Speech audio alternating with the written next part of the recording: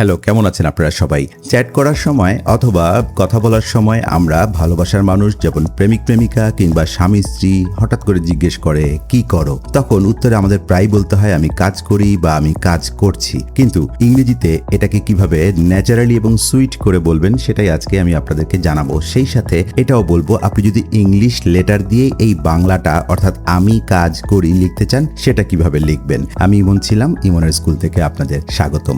সহজ কথায় সাধারণভাবে আমি কাজ করি এর ইংরেজি হলো আই ওয়ার্ক, তবে চ্যাটিং এ আমি এখন কাজ করছি বোঝাতে সবচেয়ে সঠিক উত্তর হলো আই অ্যাম ওয়ার্কিং। আর চ্যাটিং এ ব্যস্ত থাকা অবস্থায় প্রিয়জনকে মিষ্টি এবং সুন্দর ইংরেজি মেসেজ পাঠানোর জন্য আপনি বলতে পারেন আই এম ওয়ার্কিং হানি অথবা আই এম ওয়ার্কিং বেবি, কিংবা বলতে পারেন I am a bit busy with work, আমি কাজ নিয়ে একটু ব্যস্ত আছি, কিংবা এটাও বলতে পারেন ওয়ার্কিং নাও অর্থাৎ আমি এখন কাজ করছি।